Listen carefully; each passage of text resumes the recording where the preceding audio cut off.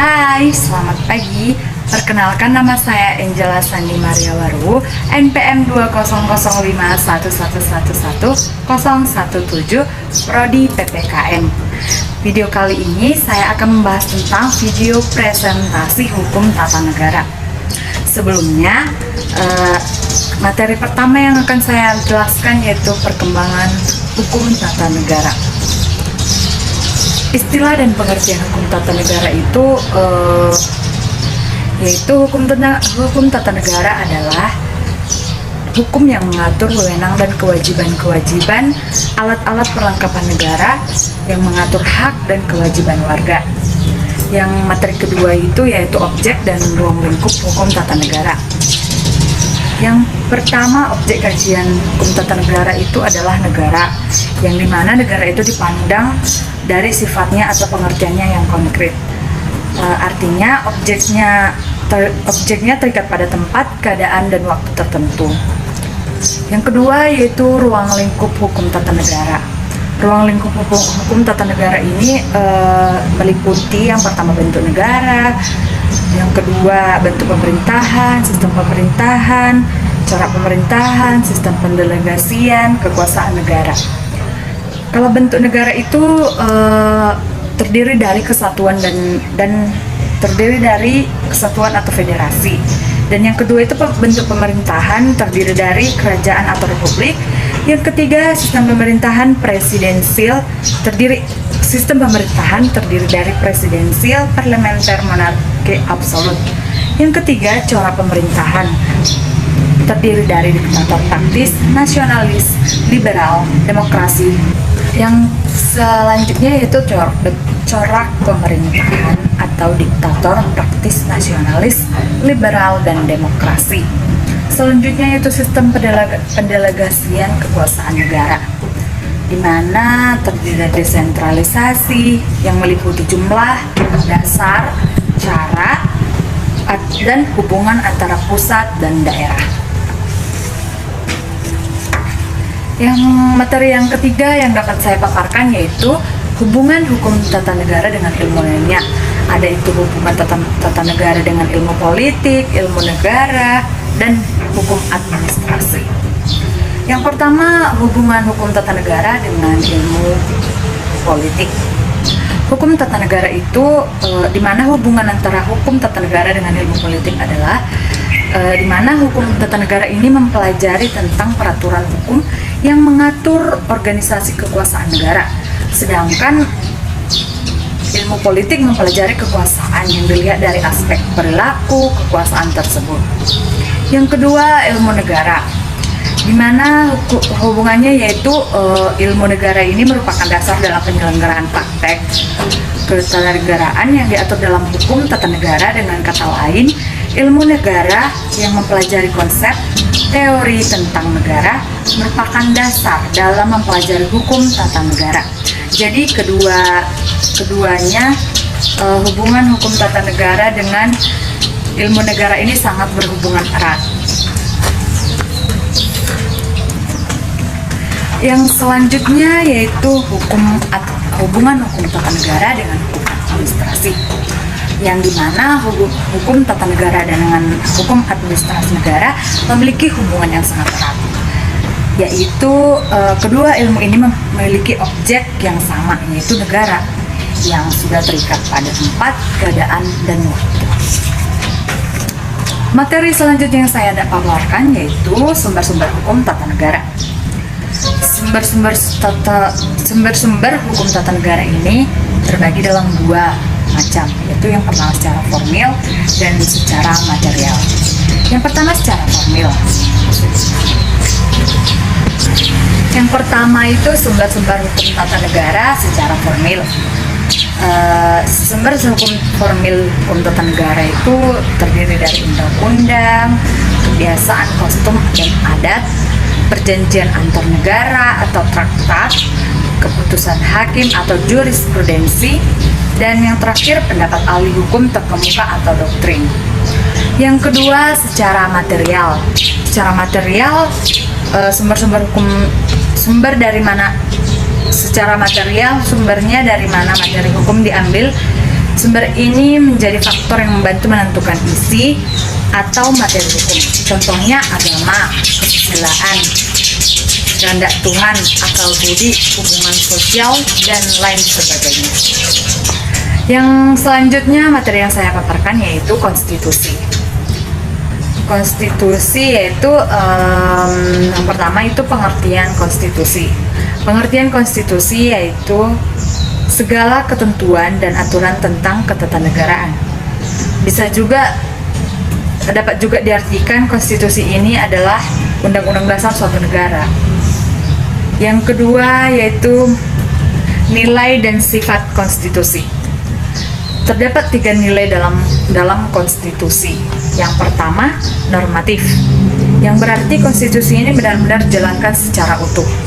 Dan yang kedua, nominal, yang berarti konstitusi belum benar. Dan yang ketiga,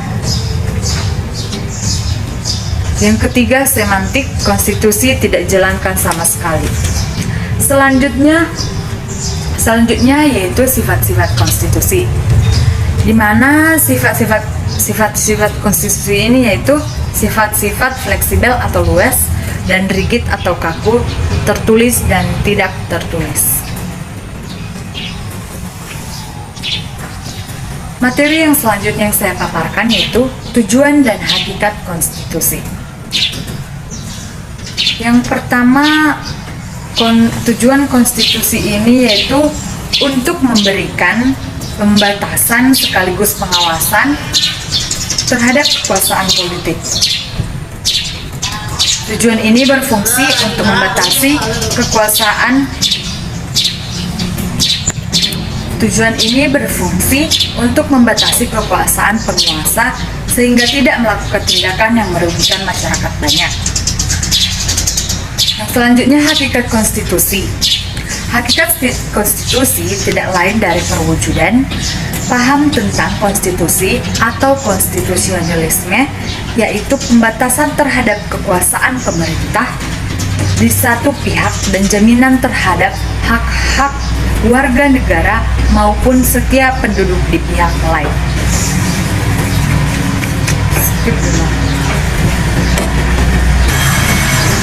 Yang selanjutnya, asas-asas hukum tata negara.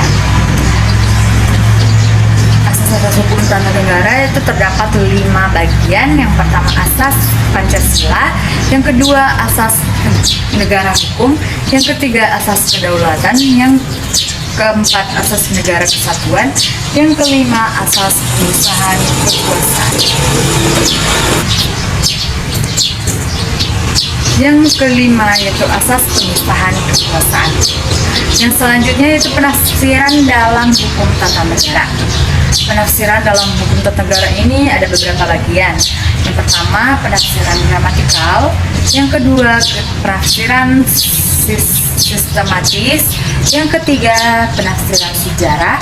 Yang keempat, penafsiran sosiologis. Yang kelima, penafsiran autentik. Materi yang selanjutnya yang saya dapat paparkan yaitu tentang sistem pemerintahan dan 10 negara dengan sistem pemerintahannya masing-masing. Yang pertama yaitu sistem pemerintahan ini dapat diartikan sebagai suatu tatanan utuh yang terdiri atas berbagai komponen pemerintahan yang bekerja saling bergantungan dan mencapai tujuan dan fungsi pemerintahan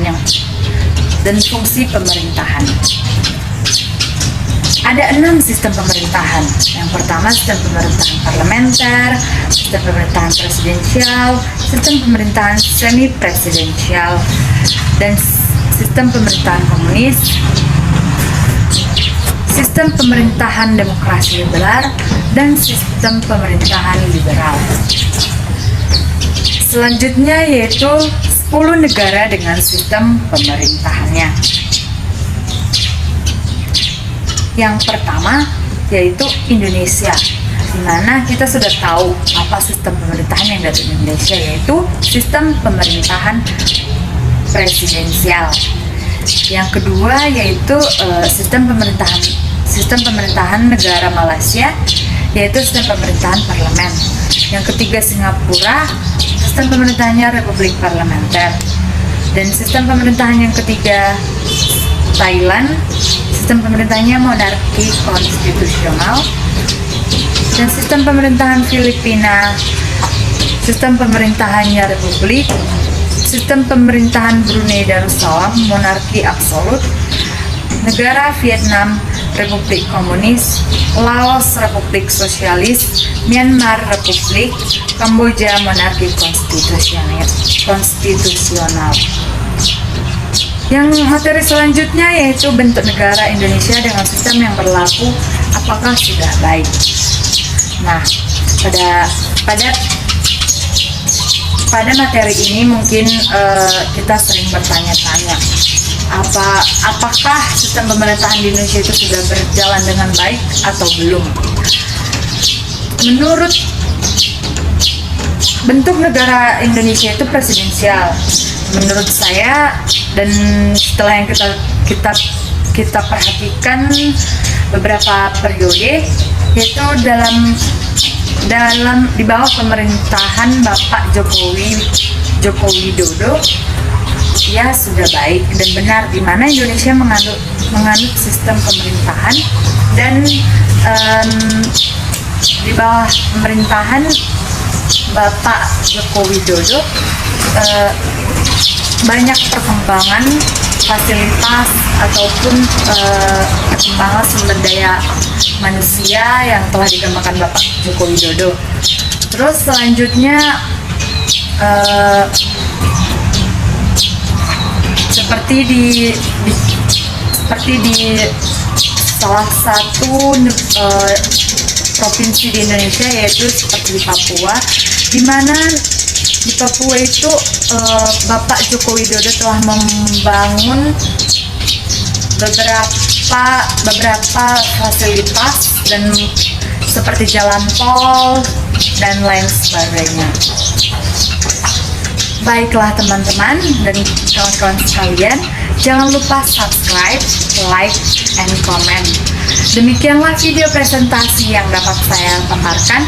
Semoga materi yang saya dapat paparkan ini dapat bermanfaat di dalam kehidupan kita masing-masing.